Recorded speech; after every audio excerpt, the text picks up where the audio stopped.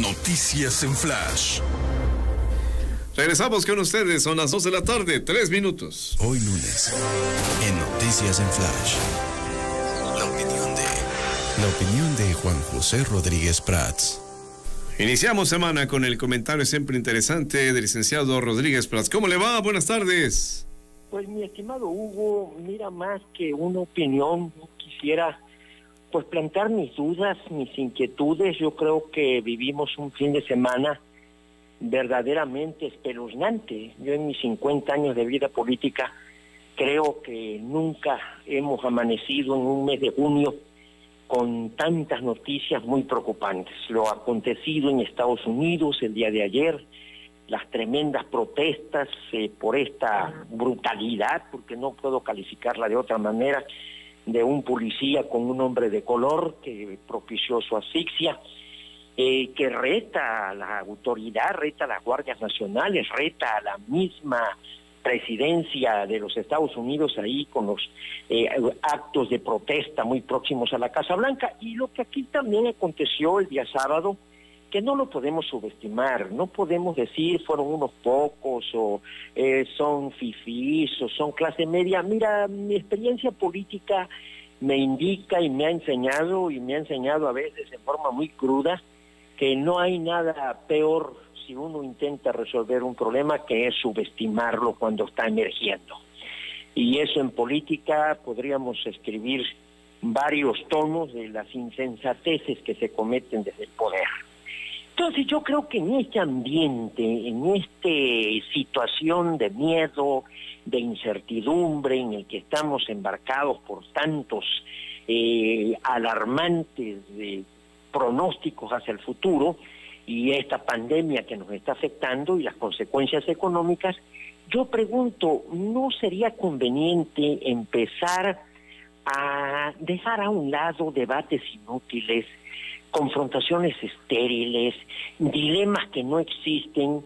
Y una de las formas de hacer un lado o evitar esas confrontaciones es darle el verdadero significado a las palabras. Si antes de cada discusión hiciéramos el ejercicio de qué entiendes por este concepto y qué entiendes por esto otro, te garantizo que disminuiríamos mucho nuestras confrontaciones.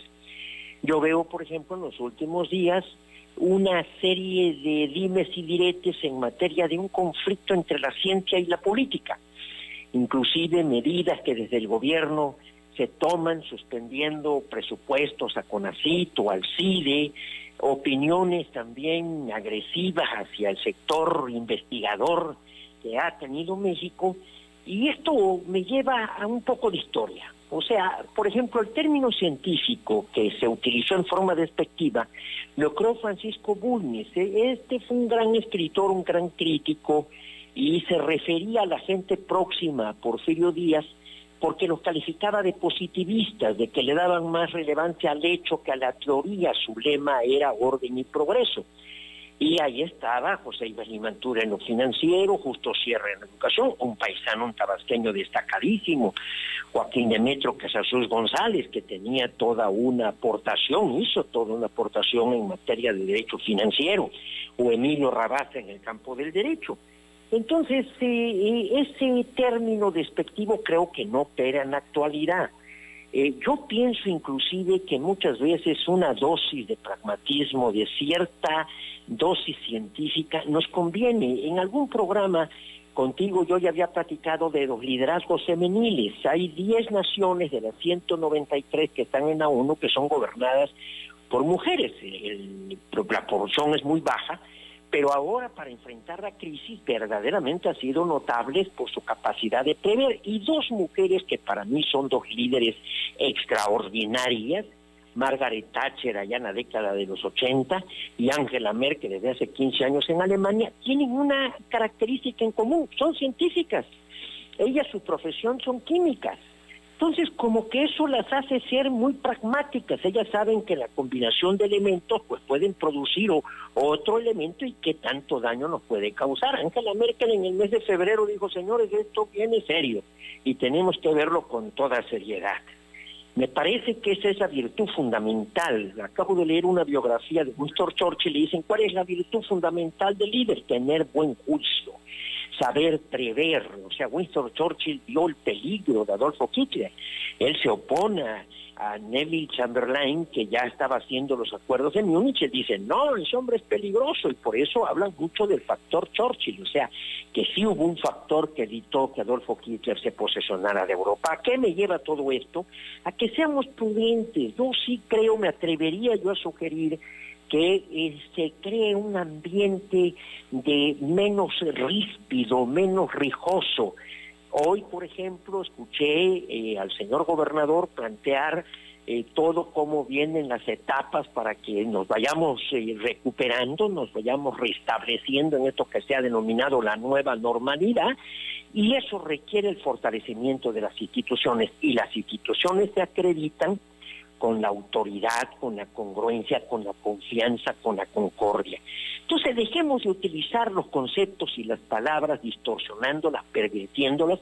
Ahí tenemos otro caso, por ejemplo, en lo del Producto Interno Bruto. El creador de este concepto, que fue Kuznets, Simón Kuznets, hablaba de que era un concepto contable, un concepto de sumas y restas. O sea, ¿se incrementó la producción? Pues sí se incrementó en tal proporción. Bueno, ahora, ¿cómo la distribuyes? Y si eso va a mejorar el poder adquisitivo o si va a disminuir la pobreza, esa es otra historia. Pero es un dato simplemente de sumas y restas. Entonces no le demos otra connotación. Y yo sí siento que estamos queriéndolo sustituir por algo que ni siquiera hemos podido concebir.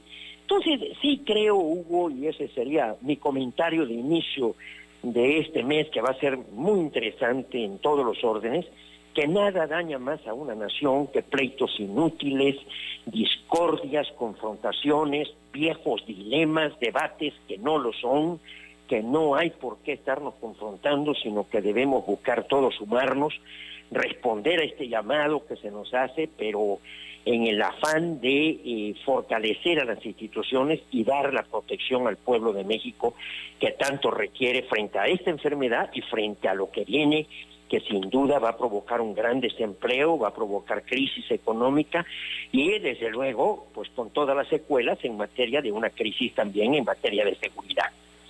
Ese sería mi comentario, Hugo, porque sí creo que es merecedor de esta reflexión para un llamado a que hagamos buena política, hagamos política, que es sumar de voluntades y hacer acuerdos para alcanzar el bien común.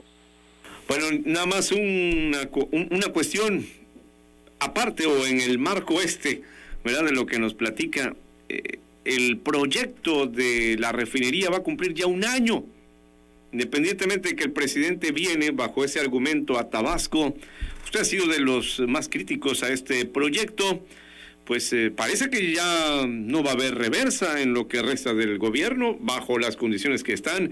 Hace algunos meses todavía platicábamos y usted hacía énfasis, ojalá que reconsideren. Yo me atrevería a decir que no van a reconsiderar. Mira, Hugo, yo creo que Andrés Manuel escribió inclusive un libro en donde nos acusó a los que apoyamos para reconocer la deuda adquirida por el Fideicomiso de Protección al Ahorro Bancario, el famoso FOBAPROA.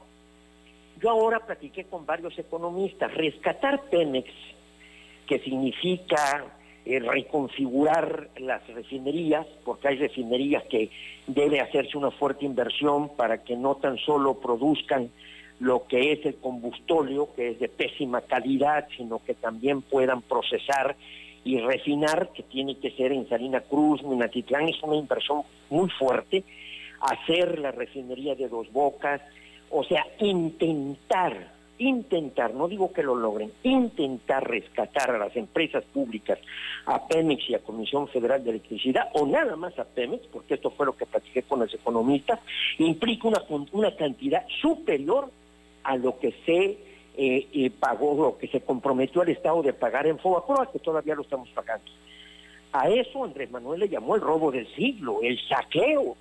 Pues sí, pero yo me siento orgulloso porque el PAN, yo subí a la tribuna, el PAN apoyó que se respaldara la adquisición de la deuda, que ya lo había hecho el gobierno de Ernesto Zedillo y que hubiera provocado un gran problema. O sea, se invirtió una gran cantidad, pero se salvó el sistema financiero y bancario. Aquí se está invirtiendo una enorme cantidad en Pemex y también en la Comisión Federal de Electricidad, pero principalmente Pemex, que desde mi punto de vista no hay ni siquiera la certeza de que podamos rescatar esa empresa. O sea, que la podamos hacer viable. Las cifras que hay en Pemex son espeluznantes. Si me permites, las cifras, por ejemplo, del capital negativo son 2.300.000 millones de pesos. La cifra de los pasivos laborales son 77.000 millones de dólares. La cifra de la deuda pública son 105.000 millones de dólares. El pasivo laboral son 77.000 millones de dólares. Las pérdidas del año pasado y estas son 1.700.000 millones de pesos. O sea, son cifras que ni siquiera podíamos poner en cero. No nos alcanzaría un cuaderno para poner todos los ceros. Entonces, sinceramente, yo insisto en el mismo tema. Frente a esta crisis, no le veo viabilidad a Dos Bocas ni que se le invierta a las refinerías. Hay capacidad sobrada, sobre todo porque está disminuyendo la gasolina y están siendo sustituidas por otro tipo de combustibles que son más amables con el medio ambiente. Entonces, sinceramente, yo insisto en lo mismo. Si pudiéramos discutir con toda claridad en blanco y negro, me parece que si le vamos a dar prioridad al beneficio, al bienestar de los mexicanos, a amortiguar los efectos de esta crisis, me parece que el gobierno de la República debe modificar su criterio y destinar los recursos a lo que es más importante y urgente. Ahorita, viendo esa cantidad brutal que se está invirtiendo en componer el pantano para hacer la refinería, cuando ya estaba en Hidalgo un terreno que no hubiera requerido esa inversión, porque ahí también lo podemos ver, cuando lo está diciendo la Comisión Federal de Competencia, que tenemos un 2% de posibilidad de que eso sea negocio, cuando inclusive yo he platicado con peritos en materia de energía, yo no sé de dónde sale Rocío Nale diciendo que los refineros todos están de acuerdo. Eso no es cierto. Todos los técnicos están diciendo que esa no es una obra viable. Inclusive le están quitando la calificación a Pemex de parte de las calificadoras, lo cual suben las tasas de interés y lo cual va a ser difícil que consigan crédito para financiar esa obra en el futuro. Entonces yo, por donde le veo, no le encuentro una razón de peso. Si me hablan de la generación de empleo, que es el argumento que maneja Andrés Manuel, que es el mismo caso del Tren Maya y el mismo caso de Santa Lucía, pues ¿cuántos se cancelaron en el aeropuerto de Texcoco? 45,000 empleos. ¿Cuántos se cancelaron en la Constellation Brand en Baja California? 35,000 empleos. No recuerdo cuál es la cifra. Entonces, y ahora, si de eso se trata, hombre, que mejor los 200,000 millones de pesos, porque se habla de una inversión de 8,000 millones de dólares, entonces mejor repártanlo y distribuyanlo, inviertan en todo el Estado. Hay que fortalecer las actividades primarias, hay que fortalecer muchísimo en MIPYME, que también van a sufrir mucho, y sostener el empleo. Entonces esto no hemos discutido mucho, Hugo, y sinceramente es una discusión. Ahí tienes otro debate que no deberíamos estar dando. Es un debate que está en blanco y negro, que está clarísimo, que no corresponde a darle prioridad a lo urgente, a lo necesario, que eso fue precisamente lo que hicieron líderes como Angela Merkel, como Margaret Thatcher, como Winston Churchill, de darle prioridad a lo necesario, a lo urgente, a evitar que se dañe más a la población, porque lo que viene va a ser sumamente difícil y va a tener repercusiones muy, muy preocupantes. Licenciado Rodríguez Prats, como siempre, aprecio sus comentarios y le envío un saludo. Muchísimas gracias. Y le escuchamos la próxima semana, Dios mediante. Vámonos a la pausa, ya son las 2:18. Pidió a los chicos que a la hora del recreo se encontraran en la biblioteca. Empezó planteando el problema, a ver si el culpable se declaraba: ha desaparecido un libro y necesito encontrarlo. ¿Quieres saber?